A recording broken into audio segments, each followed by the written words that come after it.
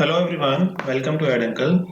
तो आज हम शुरू करने जा रहे हैं revision summary of transition elements part 2 for IIT JAM chemistry. तो स्टार्ट करने से पहले मैं आपको ब्रीफ इंट्रो दे देता हूँ। मेरा नाम यादराम धानका है। मैंने मास्टर्स इन केमिस्ट्री किया है फ्रॉम आईआईसी बेंगलोर और मैं आपका सब्जेक्ट मैटर एक्सपर्ट हूँ फॉर आईआईटी जैम केमिस्ट्री। तो चलिए शुरू करते हैं। तो पार्ट 1 में हमने पढ़ा था कोऑर्डिनेशन केमिस्ट्री।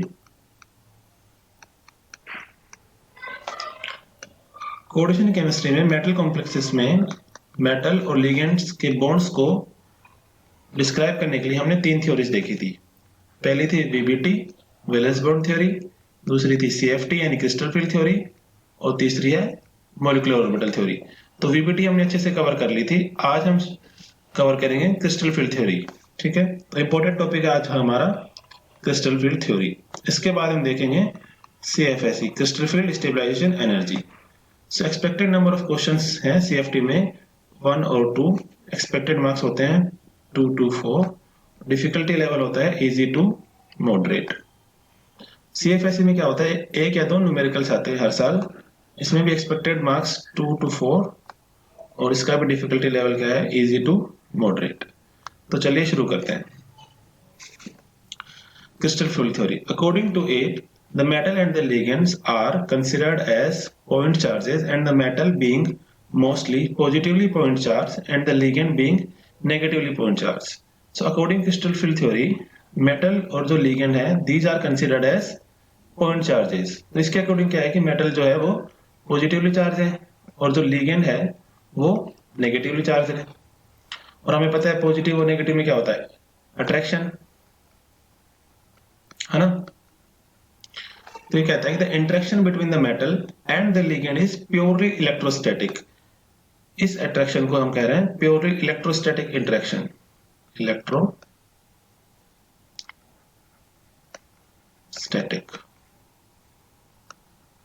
ठीक है, electrostatic interaction that is positively charged metal ions attracts negatively charged ligand और the negative dipole of the ligand.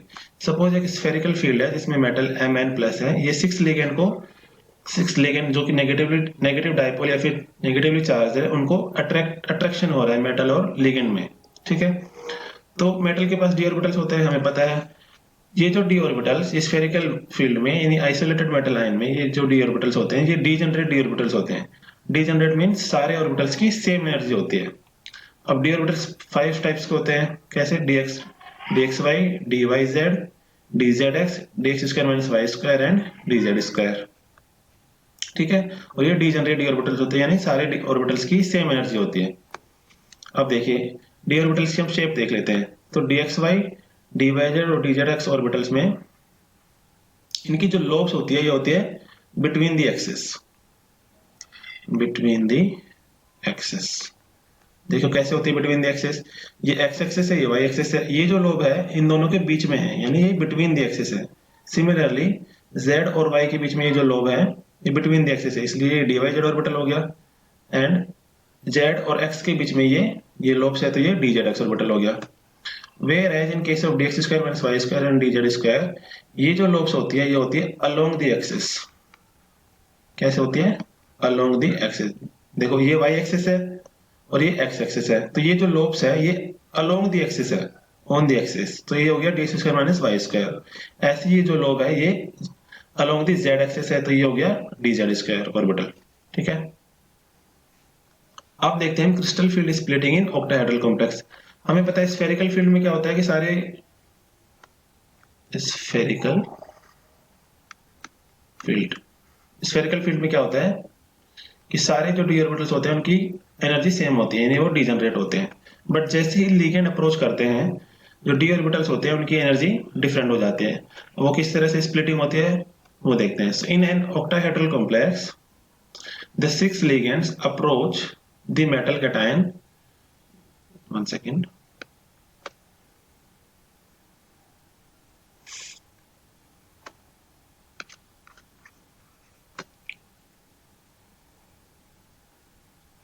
So in an octahedral complex, the 6 ligands approach the metal cation along the axis. अब देखो जो octahedral complex में क्या है, जो ligands हैं 6 के 6 ligands जो अप्रोच कर रहे हैं मेटल कैटायन को, वो along the axis अप्रोच कर रहे हैं। अभी हमने देखा थी अलोंग द एक्सिस कौन से ऑर्बिटल्स होते हैं, दो ऑर्बिटल्स होते हैं, कौन कौन से, dx square minus Y square and dz square. ठीक है, therefore dx square minus y square and dz or square orbitals will be more strongly repelled than the dxy, dyz and dzx orbitals। अब देखिए समझते हैं इसको। Suppose ये metal cation है, इसमें 6 लिगेंड्स मेटल को अप्रोच कर रहे हैं। तो ये जो 6 लिगेंड्स है ये अलोंग द एक्सिस अप्रोच कर रहे हैं मेटल को। अब मेटल के पास डी ऑर्बिटल्स है। अब डी ऑर्बिटल्स में जो इलेक्ट्रॉन है और जो लिगेंड के इलेक्ट्रॉन है उनमें क्या होगा, रिपल्शन होगा। रिपल्शन होगा तो जो अलोंग द एक्सिस वाले ऑर्बिटल है वो स्ट्रांगली रिपेल होंगे as compare to between the axis वाले ऑर्बिटल्स। तो देखिए X Y, X axis, Y axis और जेड एक्सिस, यहाँ पे जो ऑर्बिटल्स होंगे वो स्ट्रांगली रिपेल होंगे। ठीक है, तो जब लिगेंड्स अप्रोच नहीं कर रहे थे तो सारे डी ऑर्बिटल्स क्या थे, स्फेरिकल क्रिस्टल फील्ड में थे। ठीक है, सबकी एनर्जी क्या थी, सेम थी, एवरेज एनर्जी थी। बट जैसे ही लिगेंड्स ने अप्रोच किया तो क्या हुआ, रिपल्शन हुआ, dx square minus Y square और dz स्क्वायर की ऑर्बिटल्स की क्या हो गई, एनर्जी हाई हो गई। इस सेट को हमने कहा ईजी ऑर्बिटल। ठीक है, ऐसे ही जो dxy, dyz और dzx ऑर्बिटल की एनर्जी है वो डिक्रीज हो गई, वो कम हो गई। तो जितनी ऑर्बिटल्स ये डिस्टेबलाइज हुए हैं उतने ही ये ऑर्बिटल्स स्टेबलाइज हुए हैं। इन 3 सेट ऑफ ऑर्बिटल्स को हमने कहा T2G ऑर्बिटल्स। ठीक है, तो T2G और EG ऑर्बिटल्स, EG में आ गए dx square minus Y square and dz square, और T2G में आ गए dxy, dyz and dzx orbital. अब देखिए ये जो है ये बेरी सेंटर है। ठीक है, एवरेज एनर्जी। अब जो T2G ऑर्बिटल्स है ये, इनकी एनर्जी रिलीज हुई है, कितनी एनर्जी है ये माइनस का 0.4 डेल्टा ओ। अब डेल्टा ओ क्या है, delta O is the crystal field splitting energy. It means the energy difference between Eg and T2G orbitals. तो ये T2G ऑर्बिटल्स हुए हैं ये स्टेबलाइज हुए हैं, स्टेबलाइज हुए तो एनर्जी रिलीज होगी। एनर्जी रिलीज कितनी हुई है, माइनस 0.4 डेल्टा ओ। ये जो माइनस साइन है ये इंडिकेट करता है कि एनर्जी रिलीज हुई है। और जो Eg ऑर्बिटल है ये डिस्टेबलाइज हुए हैं क्योंकि रिपल्शन हुआ है, इनकी हायर एनर्जी में है। ये क्या है, हायर इन एनर्जी, इनकी है हायर एनर्जी। ठीक है, अभी कितनी हाई एनर्जी में गए हैं, ये गए हैं प्लस 0.6 डेल्टा ओ। ठीक है, delta O is the difference between Eg and T2G energy. अब देखिए crystal field splitting in tetrahedral complexes. अब टेट्राहेड्रल कॉम्प्लेक्सेस में क्या होता है, 4 ही लिगेंड होते हैं, 4 ligands यानी 4 coordination number होता है। So in tetrahedral complexes, the 4 ligands approach the metal cation from between the axes। जो 4 ligand है वो metal cation को कैसे अप्रोच कर रहे हैं, between the axes। अब देखिए between the axes कौन से ऑर्बिटल्स होते हैं, हमने देखा था अभी वो होते हैं dxy, dyz and dzx orbital. तो जैसे ही 4 ligands अप्रोच करेंगे मेटल कैटायन को तो dxy, dyz और dzx ऑर्बिटल में क्या होगा, रिपल्शन होगा। Therefore, in tetrahedral coordination entity formation, the d orbital splitting is inverted। d orbital splitting क्या हो जाती है, उल्टी हो जाती है octahedral के केस से, and is smaller as compared to the octahedral field splitting। ठीक है, अब देखिए ये जो है एवरेज एनर्जी है सारे डी ऑर्बिटल्स की, D orbitals in spherical crystal field. अब जैसे ही 4 लिगेंड्स अप्रोच करेंगे मेटल कैटायन को from between the axis, between the axis कौन से ऑर्बिटल मिले हमें, dxy, dyz और dzx ऑर्बिटल। तो dxy, dyz और dzx ऑर्बिटल में और लिगेंड में क्या होगा, रिपल्शन होगा। रिपल्शन होगा तो इन तीनों की एनर्जी हाई एनर्जी हो जाएगी। इस सेट को हमने कहा T2 ऑर्बिटल्स। अब यहाँ पे G नहीं बोलेंगे क्योंकि वहां पे जो G था वो सिग्निफिकेंट कर रहा था जेरेड को। जेरेड होता है centre of symmetry D orbitals में। तो ऑक्टाहेड्रल में तो सेंटर ऑफ सिमेट्री होती है बट टेट्राहेड्रल में सेंटर ऑफ सिमेट्री नहीं होती, इसलिए हम यहाँ पे G को नहीं लगाएंगे। ठीक है, तो ये जीरेड यहाँ पे यूज नहीं होगा ये वर्ड। अब जैसे ही ये जो T2 सेट ऑफ ऑर्बिटल है ये डिस्टेबलाइज हुआ है उतना ही E ऑर्बिटल सेट ये स्टेबलाइज होगा। E ऑर्बिटल में कौन कौन कौन से ऑर्बिटल है, dx square minus Y square और dz स्क्वायर। अब ये वही बेरी सेंटर है। डेल्टा टी क्या है, crystal field splitting energy in tetrahedral complexes. ठीक है, ये आएगा यहाँ पे माइनस 0.6 डेल्टा टी, ये होगा plus 0.4 delta T. So delta T is the energy difference between T2 and E orbitals. अब ये जो E ऑर्बिटल है ये स्टेबलाइज हुए हैं, स्टेबलाइज हुए तो कितने स्टेबलाइज हुए हैं, ये हुए हैं minus 0.6 delta T. Relative to the barycentre. और जो T2 ऑर्बिटल्स हैं ये डिस्टेबलाइज हुए हैं। Destabilize means higher in energy, यानी इनकी एनर्जी हाई हो गई है, एनर्जी गेन की इन्होंने। इन्होंने कितनी एनर्जी गेन की है? Plus 0.4 delta T. ठीक है, अब देखिए note. So for the same metal, same ligands, same charge on metal में क्या होगा? Delta T is equal to 4/9 delta O. तो डेल्टा टी और डेल्टा ओ में, डेल्टा टी क्या है? Crystal field splitting for tetrahedral complexes, और delta O क्या है? Crystal field splitting for octahedral complexes. ये जो टी है ये टेट्राहेड्रल को डिनोट करता है, और यहाँ पे ओ है ये ऑक्टाहेड्रल को डिनोट करता है। सो डेल्टा टी में और डेल्टा ओ में क्या रिलेशन है, और ये रिलेशन कब अप्लाई होगा? ये रिलेशन का तब वैलिड होगा जब सेम मेटल हो, सेम लिगेंड हो और सेम चार्ज ऑन मेटल हो। ठीक है, तो ये रिलेशन है delta T is equal to 4/9 delta O. अब देखो एग्जांपल, तो कोबाल्ट है, दो कॉम्प्लेक्स दिए हुए हैं, ये ऑक्टाहेड्रल कॉम्प्लेक्स, ये टेट्राहेड्रल कॉम्प्लेक्स। सेम मेटल है, हाँ जी, कोबाल्ट सेम मेटल है, सेम लिगेंड है, क्लोरीन क्लोरीन सेम लिगेंड है, सेम चार्ज ऑन मेटल, हाँ, कोबाल्ट +2 में है और यहाँ पे भी कोबाल्ट +2 में है। तो इन केसेस में delta T is equal to 4/9 delta O valid होगा। तो हमें ये तीन कंडीशन याद रखनी है, same metal, same ligand and same charge on metal, तब ये वैलिड होगा फॉर्मूला। ठीक है, अब देखिए जो हम ये बात कर रहे हैं क्रिस्टल फील्ड स्प्लिटिंग एनर्जी की, डेल्टा की, ये एक्चुअली डिपेंड किस पे करती है? सो factors affecting the magnitude of delta. तो सबसे पहला फैक्टर है oxidation state of the metal cation. So the higher the oxidation state of the metal cation, the greater will be the magnitude of delta। तो ये कह रहा है कि higher the oxidation state of metal cation, यानी जितनी ज्यादा oxidation state होगी मेटल कटायन की, उतना ही तो अट्रैक्ट करेगा लिगेंड्स को। जितना अट्रैक्शन होगा उतनी क्रिस्टल फील्ड स्प्लिटिंग एनर्जी ज्यादा होगी। तो देखो delta O four cobalt H2O6 2+, तो कोबाल्ट यहाँ पे क्या है? CO2+ ऑक्सीडेशन स्टेट में है, और इस केस में क्या है? कोबाल्ट इस कॉम्प्लेक्स में ये 3+ ऑक्सीडेशन स्टेट में है। तो यहाँ पे जो क्रिस्टल फील्ड स्प्लिटिंग एनर्जी है वो 9200 है, और यहाँ पे 20,000 के समथिंग है। तो इस CO3+ के केस में क्या है? तो इसकी ऑक्सीडेशन स्टेट ज्यादा है कोबाल्ट की, तो इस केस में हायर मैग्नीट्यूड ऑफ डेल्टा होगा। ठीक है, सेकंड फैक्टर है same oxidation state of metal cation but the number of D electrons is different. अब हम पहले तो बात कर रहे थे कि ऑक्सीडेशन स्टेट डिफरेंट होगी तो मैग्नीट्यूड ऑफ डेल्टा डिफरेंट होगा, बट अगर हम सेम ऑक्सीडेशन स्टेट कर दें but number of d electron different कर दे तब क्या केस होगा? तो एक रिलेशन होता है कि जो क्रिस्टल फील्ड स्प्लिटिंग एनर्जी है delta, it is inversely proportional to number of D electrons, यानी कि जितने डी इलेक्ट्रॉन्स ज्यादा होंगे डेल्टा उतना ही कम होगा, और जितने डी इलेक्ट्रॉन्स कम होंगे उतना ही डेल्टा ज्यादा होगा।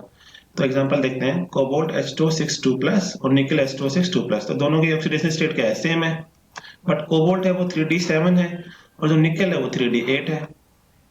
तो नंबर ऑफ डी इलेक्ट्रॉन्स किस में ज्यादा है? Number of d electron 3d8 में ज्यादा है, इसमें क्या होगा? डेल्टा की वैल्यू क्या हो जाएगी? कम हो जाएगी। तो इस केस में क्या है? 88,000 के अराउंड है। ठीक है, 3d7 वाले केस में क्या है? 9,000 के अराउंड है। तो डेल्टा की वैल्यू किस में ज्यादा होगी? जिसमें नंबर ऑफ डी इलेक्ट्रॉन्स कम होंगे। ओके, थर्ड फैक्टर है principal quantum number. Principal quantum number क्या कहता है? यह टाइप ऑफ ट्रांजिशन सीरीज। तो प्रिंसिपल क्वांटम नंबर होता है नंबर ऑफ सेल, ये कौन से सेल में आ रहा है वो। सो हमारे पास तीन टाइप की सीरीज होती है, 3D, 4D और 5D। ठीक है, तो ये रिलेशन क्या कहता है कि जब हम 3D से 4D में और 4D से 5D जाते हैं तो डेल्टा O की मैग्नीट्यूड की वैल्यू इंक्रीज हो जाती है। अब देखो कोबाल्ट है वो 3D का है, रोडियम है वो 4D का है और इरिडियम है वो 5D का है। तो डेल्टा O की एनर्जी जब हम नीचे आ रहे हैं तो इंक्रीज हो रही है। देखिए 23,000 है, 34,000 हो रही है, 41,000 हो गया। तो हमें ये याद रखना है कि प्रिंसिपल क्वांटम नंबर बढ़ने से डेल्टा O की एनर्जी, डेल्टा O की वैल्यू भी इंक्रीज हो जाती है। अब देखिए फोर्थ फैक्टर क्या है? नेचर ऑफ लिगेंड्स, कि लिगेंड्स किस नेचर के हैं। So the energy gap between T2G and EG that is not fixed and we can't predict that. So the nature of ligand affects the magnitude of delta. ठीक है, last lecture में मैंने आपको बताया था कि carbon, nitrogen, oxygen and halogen, तो oxygen और हेलोजन तो क्या है? ये वीक फील्ड लिगेंड होते हैं, और कार्बन और नाइट्रोजन वाले क्या होते हैं? ये स्ट्रॉन्ग फील्ड लिगेंड होते हैं। ठीक है, सो जो नेचर ऑफ लिगेंड है वो अफेक्ट कर रहा है मैग्नीट्यूड ऑफ डेल्टा को। सो कार्बन और नाइट्रोजन वाले जो लिगेंड होंगे उन केसेस में डेल्टा की वैल्यू हाई हो जाएगी, यानी कि क्रिस्टल फील्ड स्प्लिटिंग एनर्जी ज्यादा हो जाएगी, यानी कि स्ट्रॉन्ग फील्ड लिगेंड केसेस में डेल्टा की वैल्यू इंक्रीज हो जाएगी as compare to weak field ligands which are oxygen and halogen. तो देखो ये कार्बन मोनोऑक्साइड है, ये साइनाइड है, यहाँ पे ये फिनाइल है, मिथाइल है, नाइट्रो है। तो इन केसेस में क्या है कि डेल्टा की वैल्यू हाईएस्ट होगी, ठीक है। और जो हेलोजन है वो सबसे पीछे आते हैं, यानी आयोडीन है, ब्रोमीन है, क्लोरीन है, फ्लोरीन है। तो इनके केसेस में क्या होगा कि क्रिस्टल फील्ड स्प्लिटिंग एनर्जी सबसे कम होगी, ठीक है। ऑक्सीजन वाले देखो OH माइनस है, इथेनॉल है, ऑक्सीलेट है, ऑक्साइड है, वाटर है। इनमें क्या होगी, हेलोजन से ज्यादा होगी। फिर आता है नाइट्रोजन वाले लिगेंड्स, NH3 हो गया, पिरिडीन है, इथिलीन डायमीन है, हाइड्रोक्सिलामीन है, नाइट्रो है। तो ये क्या होंगे, ऑक्सीजन वाले से और हेलोजन वाले से इनकी नाइट्रोजन वाले की क्रिस्टल फील्ड स्प्लिटिंग एनर्जी ज्यादा होगी। तो इस सीरीज को कहते हैं हम स्पेक्ट्रोकेमिकल सीरीज, ठीक है। ये बहुत इंपॉर्टेंट सीरीज है। तो हमें किस तरह से याद रखनी है, कार्बन, नाइट्रोजन, ऑक्सीजन, हेलोजन। तो हेलोजन से जब हम कार्बन की तरफ जाते हैं तो डेल्टा की वैल्यू इंक्रीज हो जाती है, ठीक है। अब देखिए, तो नंबर ऑफ लिगेंड्स भी तो अब अफेक्ट करेंगे कि टेट्राहेड्रल के केस में नंबर ऑफ लिगेंड्स कितने थे, 4, और ऑक्टाहेड्रल के केस में नंबर ऑफ लिगेंड्स कितने हैं, 6। तो जितने ज्यादा नंबर ऑफ लिगेंड्स होंगे उतनी ही स्प्लिटिंग अच्छी होगी, उतनी ही डेल्टा की वैल्यू ज्यादा होगी। So delta T is less than delta O. क्यों? क्योंकि डेल्टा ओ में कितने 6 लिगेंड्स हैं और डेल्टा टी में कितने 4 है। वैसे भी delta T is equal to 4/9 delta होता है, हमें पता है। सो डेल्टा ओ की वैल्यू हमेशा ही ज्यादा होगी, ठीक है। अब देखिए एक यहाँ पे टर्म होती है पेयरिंग एनर्जी। पेयरिंग एनर्जी क्या होती है, the energy required to force the two unpaired electrons in one orbital, that is called pairing energy. अगर दो अनपेयर्ड इलेक्ट्रॉन है और मैं इनको एक ऑर्बिटल में पेयरिंग करवा रहा हूं, तो जो एनर्जी लगेगी उसको कहते हैं हम पेयरिंग एनर्जी। जो एनर्जी की रिक्वायरमेंट होगी उसको क्या कहेंगे, पेयरिंग एनर्जी, ठीक है। तो energy required to force two unpaired electrons, इनको जो फोर्स करेगी, जो एनर्जी लगेगी इलेक्ट्रॉन्स की एक ऑर्बिटल में, उसको कहेंगे पेयरिंग एनर्जी। अगर एक से ज्यादा पेयर हो रहे हैं, यानी दो दो इलेक्ट्रॉन यहाँ पे पेयर हो गए, when more than one electrons are paired, P becomes mean pairing energy. यानी अगर एक पेयर से ज्यादा पेयर हमें मिल रहे हैं तो इस केस में क्या हो जाएगी, मीन पेयरिंग एनर्जी हो जाएगी, जिसको हम डिनोट करते हैं MP से, ओके।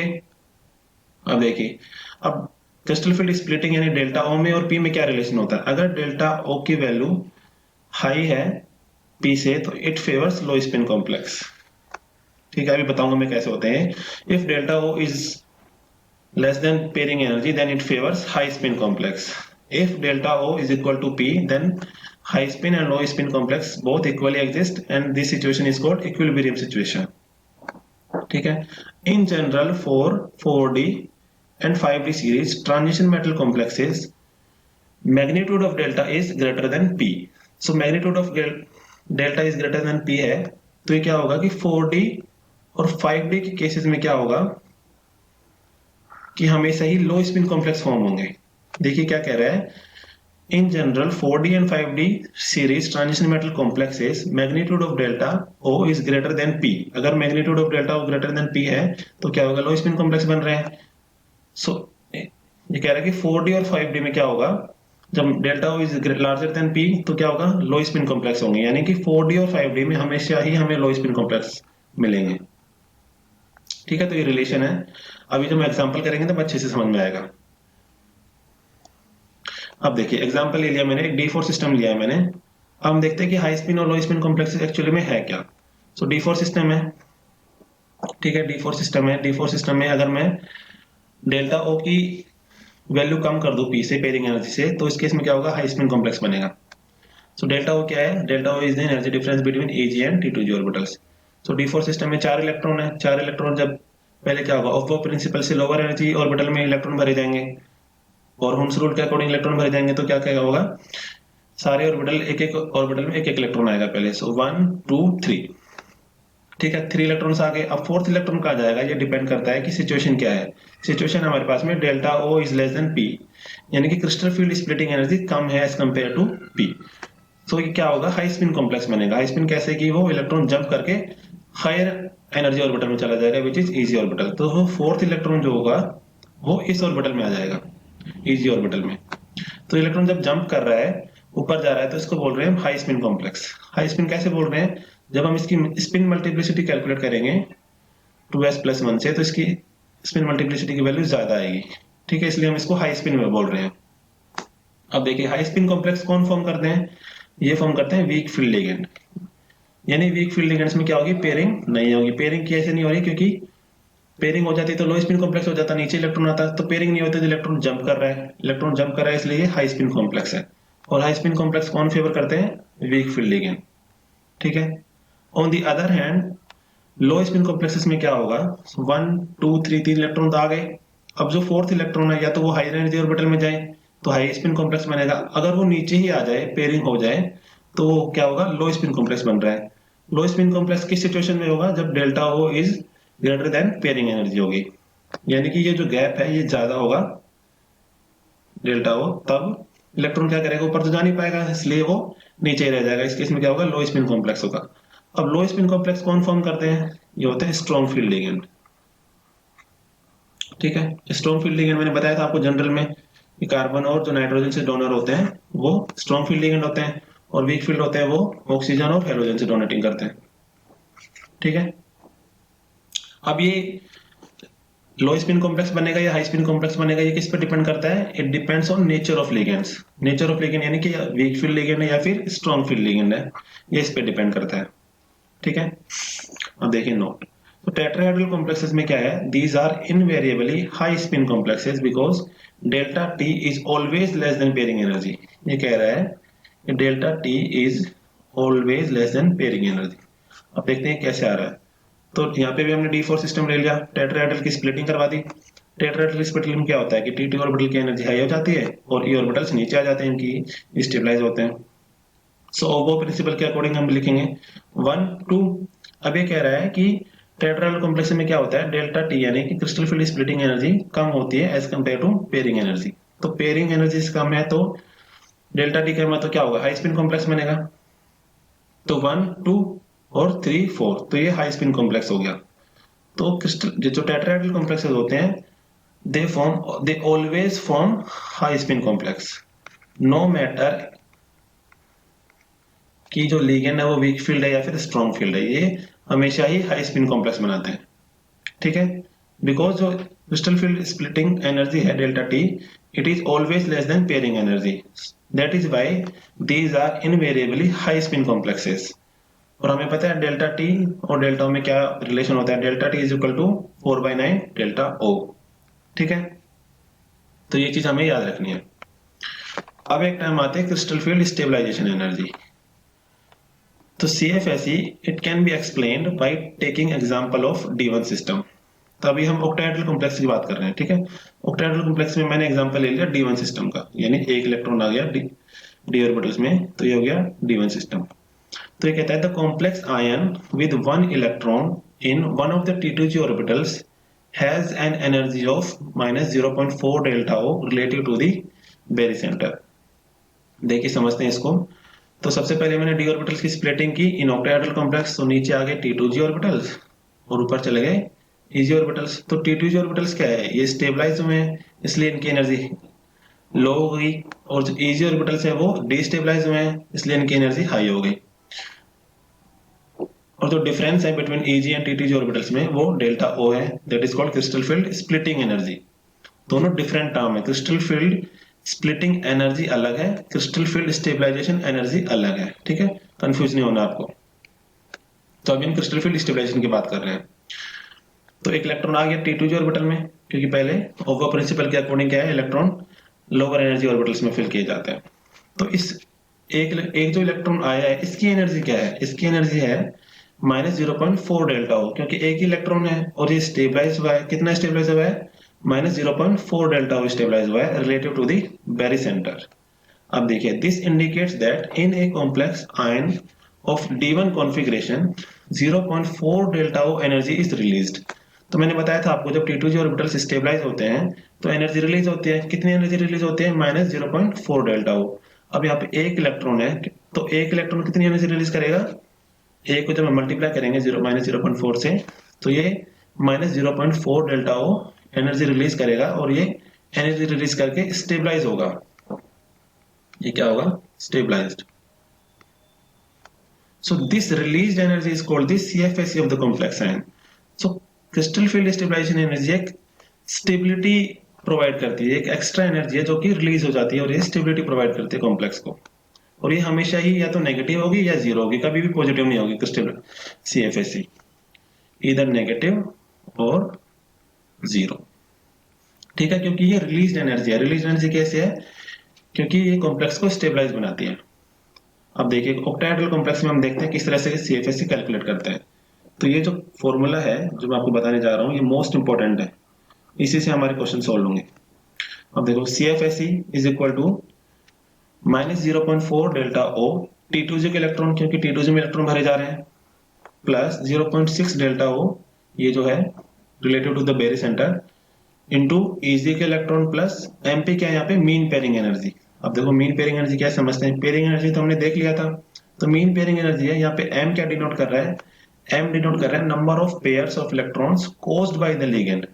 ये जब हम एग्जांपल करेंगे तब मैं आपको बताऊंगा मीन पेयरिंग एनर्जी क्या है। ठीक है, अब देखिए -0.4 डेल्टा O T2G के electron plus 0.6 delta O EG के इलेक्ट्रॉन। तो यहाँ पे डेल्टा O कॉमन आ रहा है, तो हम बाहर निकाल लेते हैं इसको, स्क्वायर ब्रैकेट में बाहर आ गया डेल्टा O। तो फॉर्मूला क्या हो गया CFSE का, -0.4 इंटू T2G के इलेक्ट्रॉन प्लस 0.6 इंटू EG के electron, square bracket delta O plus mean pairing energy. ये किसका फॉर्मूला है? ये है ऑक्टाहेड्रल कॉम्प्लेक्स का, क्योंकि हम ऑक्टाहेड्रल की बात कर रहे थे, स्प्लिटिंग में हमने ऑक्टाहेड्रल की। ठीक है, तो ये crystal field stabilisation energy calculate करने का फॉर्मूला है। आगे देखते हैं। अब हमें पता है कि टेट्राहेड्रल कॉम्प्लेक्सेस क्या होते हैं, वो हमेशा ही हाई स्पिन कॉम्प्लेक्स फॉर्म करते हैं। These are invariably high spin and no pairing of D electrons occurs. जब हाई स्पिन कॉम्प्लेक्स फॉर्म कर रहे हैं तो पेयरिंग तो होगी नहीं, सीधी सी बात है, क्योंकि इलेक्ट्रॉन जंप करके हाई एनर्जी ऑर्बिटल में जाएगा। इसलिए इस केस में क्या होगा कि delta T is always less than pairing energy, therefore no pairing energy is included. Octahedral में क्या हो रहा था कि लो स्पिन भी फॉर्म करते हैं और हाई स्पिन भी फॉर्म कर सकते हैं, इसलिए हम इसमें पेयरिंग एनर्जी इंक्लूड कर रहे थे। जब लो स्पिन कॉम्प्लेक्स होगा तो पेयरिंग एनर्जी हम इंक्लूड कर पाएंगे।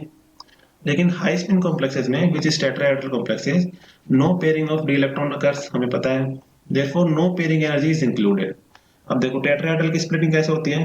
टेट्राहेड्रल की स्प्लिटिंग होती है कि ई ऑर्बिटल्स होते हैं वो स्टेबलाइज होते हैं, dx square minus Y square and dz square, versus T2 जो ऑर्बिटल्स होते हैं वो डिस्टेबलाइज होते हैं, dxy dyz और dzx ऑर्बिटल। और ये हो गया डेल्टा T यानी क्रिस्टल फील्ड स्प्लिटिंग एनर्जी। तो ये कितने स्टेबलाइज हुए हैं? ये है -0.6 डेल्टा T, और ये डिस्टेबलाइज हुए हैं प्लस 0.4 डेल्टा T। तो अगर मैं फॉर्मूला लिखूं CFSE का तो किस तरह से लिखेंगे? Crystal field stabilisation energy for tetrahedral complex, ये क्या होगा, -0.6 डेल्टा T T2 के electron plus 0.4 delta T E के इलेक्ट्रॉन। ठीक है, अब यहाँ पे देखो पेयरिंग एनर्जी हम इंक्लूड नहीं कर रहे हैं, क्योंकि पेयरिंग ही नहीं होगी। पेयरिंग कैसे नहीं होगी? क्योंकि हाई स्पिन कॉम्प्लेक्स हमेशा फॉर्म होते हैं टेट्राहेड्रल केस में, तो इसलिए पेयरिंग एनर्जी इंक्लूड नहीं करेंगे। अब देखो यहाँ से क्या होगा, डेल्टा T कॉमन आ सकता है बाहर, तो क्या होगा, -0.6 T2 इलेक्ट्रॉन प्लस 0.4 E के इलेक्ट्रॉन। ठीक है, स्क्वायर ब्रैकेट और डेल्टा T बाहर आ गया। ठीक है, अभी हमने देखा था कि क्रिस्टल फील्ड स्प्लिटिंग जो हो रही थी ऑक्टाहेड्रल और टेट्राहेड्रल में, दोनों में इनवर्ट थी, यानी दोनों की उल्टी थी। सिमिलरली जो क्रिस्टल फील्ड स्टेबलाइजेशन एनर्जी का फॉर्मूला है वो भी इनवर्ट है, यानी कि अगर यहाँ पे माइनस है तो 0.6 यहाँ आ जाएगा और 0.4 यहाँ चला जाएगा। ठीक है, और ई के इलेक्ट्रॉन इधर आ जाएंगे। तो देखिए -0.6, सॉरी मैंने थोड़ी सी मिस्टेक कर दी यहाँ पे, ये ई के इलेक्ट्रॉन आएंगे यहाँ पे, क्योंकि ई इलेक्ट्रॉन क्या है, स्टेबलाइज हो रहे हैं यहाँ।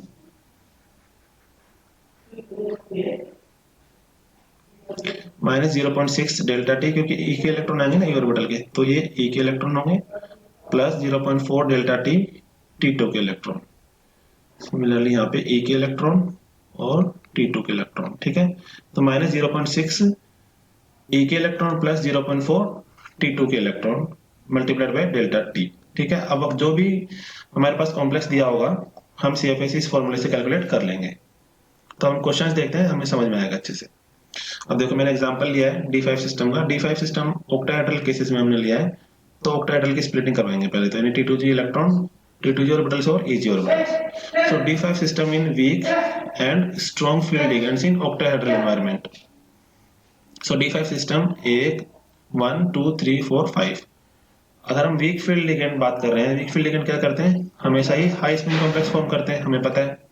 सो हुन्स रूल के अकॉर्डिंग क्या होगा, 1 2 3 तीन इलेक्ट्रॉन आ गए। अब हाई स्पिन कॉम्प्लेक्स है तो क्या होगा, फोर्थ इलेक्ट्रॉन और फिफ्थ इलेक्ट्रॉन ऊपर चले जाएंगे। ठीक है, CFSE का फॉर्मूला क्या होता है, चलो मैं एक बार फॉर्मूला लिख देता हूँ। ऑक्टाहेड्रल के केस में -0.4 T2G के इलेक्ट्रॉन प्लस 0.6 Eg के electron square bracket delta O plus mean pairing energy. ठीक है, अब mean pairing energy high spin के केस में नहीं है क्योंकि पेयरिंग ही नहीं हो रही है, तो मीन पेयरिंग एनर्जी को हम डिसरिगार्ड कर देंगे। अब देखो यहाँ पे कितने इलेक्ट्रॉन है T2G ऑर्बिटल में, 1 2 3, तो 3 इलेक्ट्रॉन है।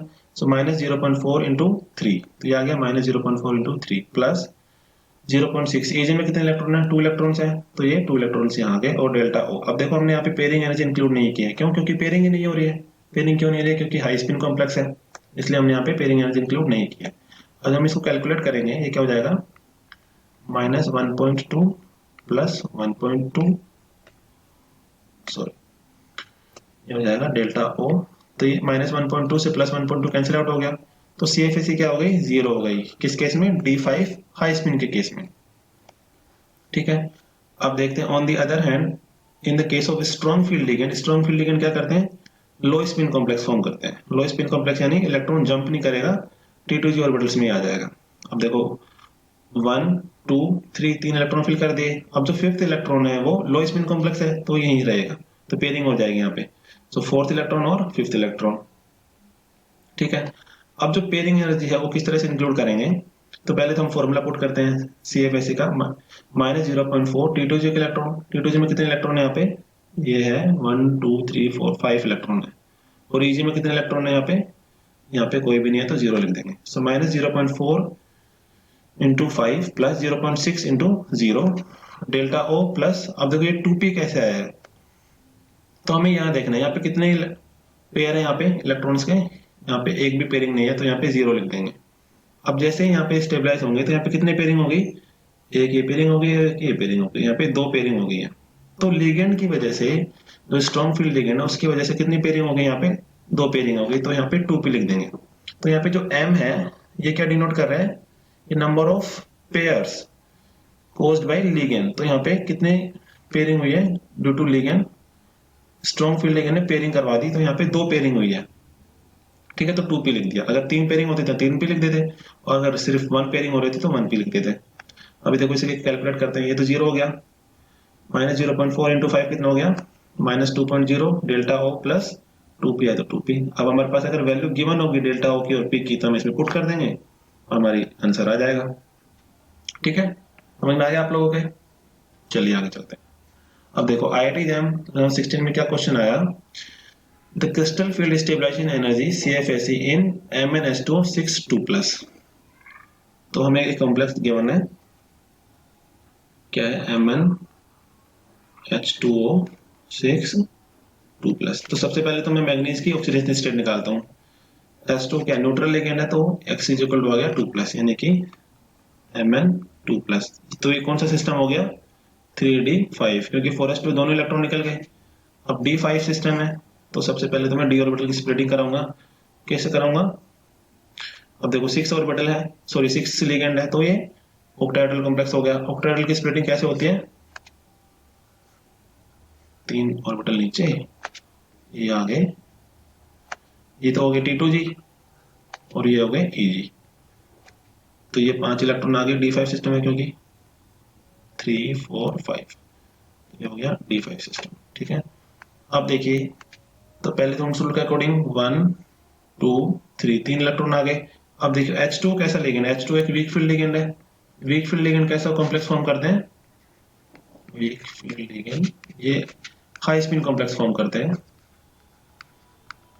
पेयरिंग नहीं करवाते ना वीक फील्ड लिगेंड, इसलिए हाई स्पिन कॉम्प्लेक्स फॉर्म करते हैं। सो 1 2 3 4 और 5, तो 5 इलेक्ट्रॉन आ गए।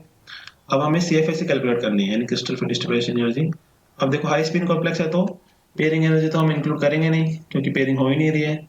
तो हम सिंपल फॉर्मूला अप्लाई कर देंगे, -0.4, T2 में कितने इलेक्ट्रॉन है, 3 इलेक्ट्रॉन, प्लस 0.6, Eg में कितने इलेक्ट्रॉन है, 2 electron, square bracket delta O, ठीक है। सो -0.4 इंटू 3 कितना हो गया, -1.2, प्लस 0.6 इंटू 2, 1.2, यहाँ गया डेल्टा O। तो -1.2 से +1.2 कैंसिल आउट हो गया और CFSE कितनी आ गई, 0।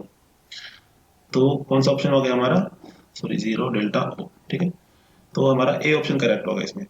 तो देखो हम बी और सी को तो वैसे ही एलिमिनेट कर सकते थे क्योंकि यहाँ पे पेयरिंग एनर्जी इंक्लूड है, पेयरिंग एनर्जी इंक्लूड है तो ये आएगी नहीं, क्योंकि जो वीक फील्ड लिगेंड है वो पेयरिंग करवाता नहीं है, वो हमेशा हाई स्पिन कॉम्प्लेक्स फॉर्म करता है।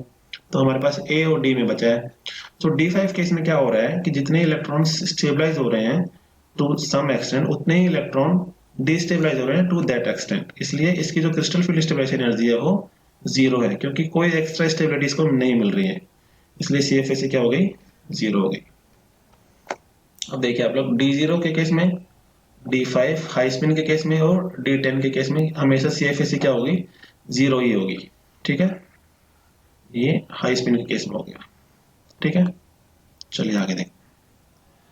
सो IIT JAM 2019 में क्या क्वेश्चन आया लास्ट ईयर, हमारे पास क्वेश्चन है the observed magnetic moments of octahedral Mn3+ Fe3+ CO3+ complexes are 4.95, 6.06, 0.00 Bohr magneton respectively. Correct the correct option for the electronic configuration of Mn3+, Fe3+, CO3+ metal ions in these complexes respectively is.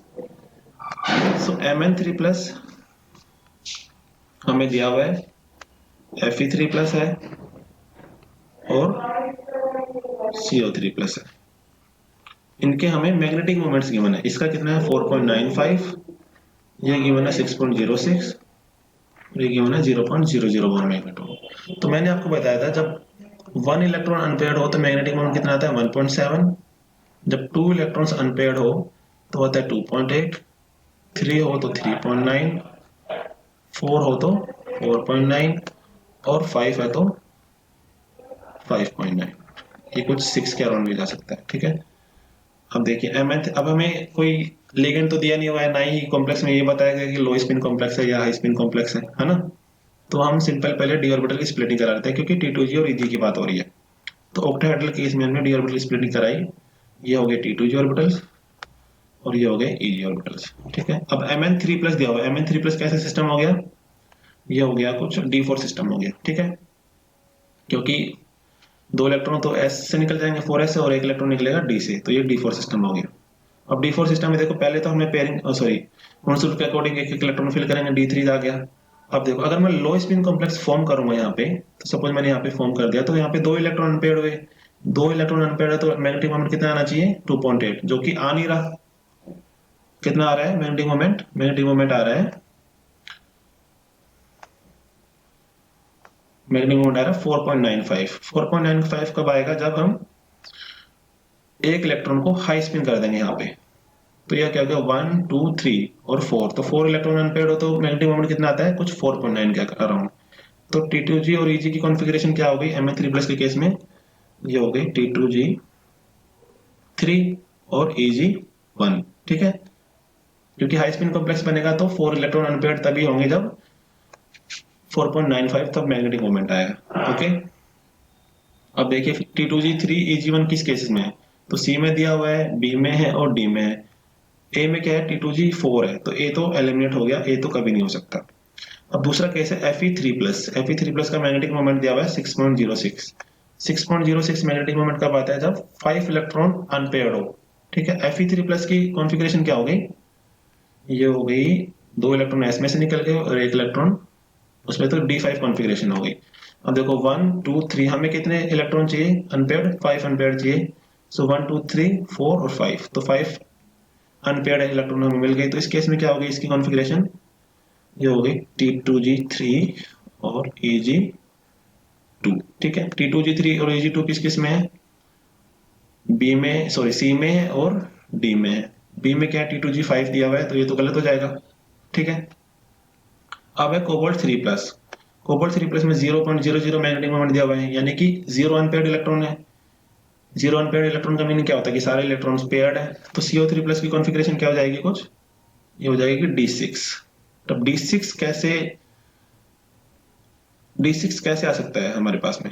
D6 तब आ सकता है जब हम सारे unpaired electrons को pairing करवा दें। अब देखो पेयरिंग किस तरह से करवा सकते हैं हम।